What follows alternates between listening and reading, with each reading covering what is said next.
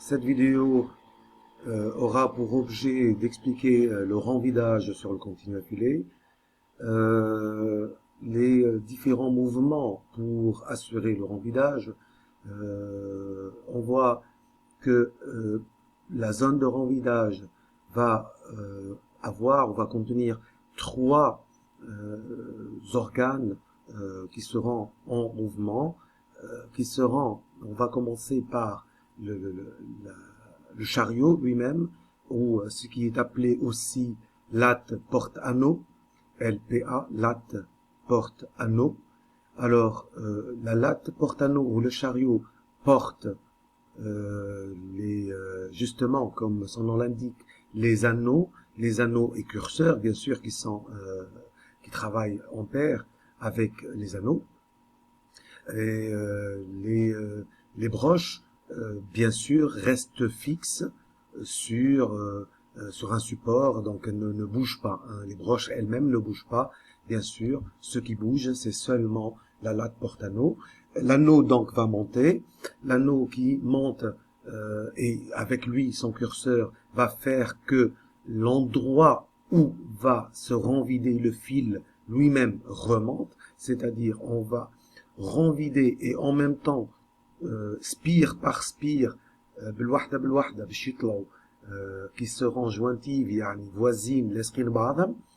Alors la grande différence de ce système de renvidage par rapport à celui du banc à broche que vous avez déjà vu, bien que les deux fonctionnent grâce à des bascules mécaniques, électroniques mécaniques ou 100% électroniques, c'est pas le problème. Alors la grande différence, c'est que sur le banc à broche, le renvidage se fait couche après couche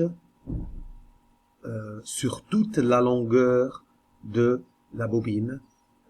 Bien sûr, il va y avoir un petit décalage pour avoir la forme biconique, ça on le sait, diminution de course, on l'a déjà vu dans le banc à broche. Mais ici, sur le continu affilé, les cops ne se remplissent pas de la même façon. On va plutôt remplir les cops section par section. Il faut se concentrer là parce que c'est un peu plus difficile à comprendre. Comment elles vont se remplir? Alors, pour remplir la première section, comme vous voyez ici, on va faire un cycle. Ici, j'ai écrit par cycle identique. Par cycle identique, donc on va faire un cycle par section. La section va se remplir de la même manière. La section 1 puis la section 2. Mais concentrons-nous sur, par exemple, la section 1. On va remplir plusieurs couches sur la section 1. Puis, dès qu'on a atteint une certaine épaisseur de corse, on va remonter d'un certain décalage, petit ou grand, ça dépend, on va en parler de ce décalage.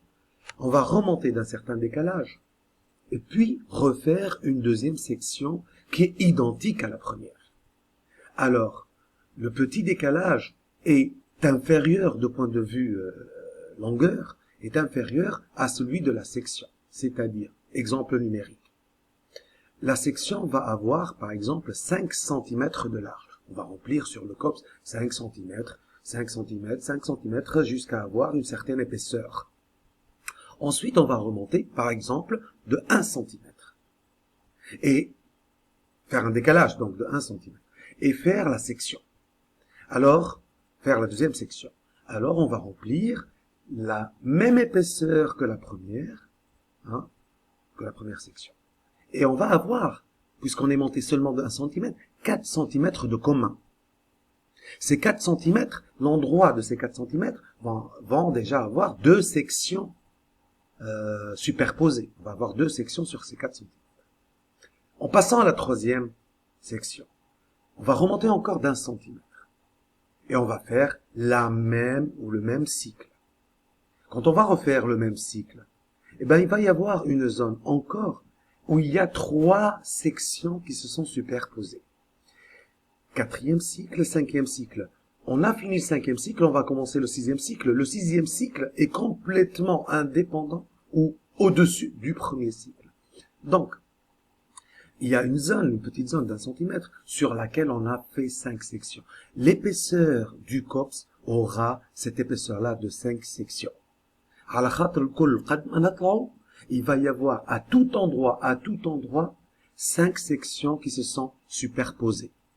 Bien sûr, sauf les premières, la première section, bien sûr, la deuxième section est en zouz, c'est pour avoir justement aussi la forme conique d'en bas, la forme conique du dessous du COPS. Ben, c'est comment? Jusqu'à la fin du COPS, on aura fait ça, et on va avoir de la même manière une forme conique au-dessus, dû à ce que les derniers centimètres, 5 sections, 3, 2, 1, une section de 1 cm on va avoir la forme biconique. Et du comment, alors, on l'a fait par cycle identique et le décalage. Il y a les 3 mouvements, chariot, anti-ballon et guide-fil. Alors, tout est dans la compréhension du ballon, le ballon lui-même. Le ballon, il faut faire attention, moi juste un le haka cerceau anti-ballon avec how il est équilibré. La preuve, on a des petits réglages اللي هما غالطين ويولي عندنا 2 ballons, واحد من الفوق واحد من اللوطه وتولي حاجه ما تمشيش بالباهي. Alors, il faut un réglage bien déterminé de la position du ballon par rapport à la distance اللي جاي ما بين l'anneau والguide fil. وen réalité, مش ما بين l'anneau والguide fil, هي ما بين l'anneau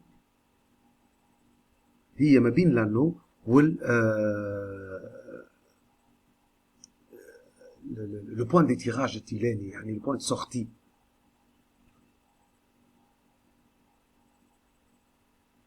Alors, il y a une distance qui, كل ما تطلع في section ما بين le point d'étirage والanneau, كل ما تطلع في section, à quelle distance تنقص. Pour avoir donc un ballon équilibré, مش كلهم يطلعوا مع بعضهم. Non. Il faut que هذا يطلع أقل. Il faut qu'il y ait un rapport entre les distances اللي ما بين le point d'étirage التيلاني والguide fil والballon. Il faut qu'il y ait un rapport. مش une distance égale. Il faut qu'il y ait un rapport de distance qui reste constant. Un rapport. وهذاك علاش وقت اللي تطلع par exemple السكسيون تطلع بهكا décalage de 1 cm, eh bien l'antiballon يطلع ممكن ب 0,5, le guide fil يطلع ب 0,3 pour équilibrer toujours ce ballon et non pas الاخر خاطر مش باش نطلعوا احنا الجيد فيل لين باش يوصل بحذا لو بوين دو تيراج التيلاني ولا بوين دو فيلاج وين ثم تريونغل دو فيلاج. هذاك علاش الموفمون تاعهم حتى هما كيف اوسيلاتوار ويصير ثم ديكالاج à chaque fois, mais avec une distance والا une course اللي هي تنقص à chaque fois. وهذا اللي نشوفوه في الكورب هذيا وهذايا. دونك تشوفوا الموفمون دو شاريو هونيا كيفاش il est fait de façon انه معناتها يكون اوسيلاتوار و section par section.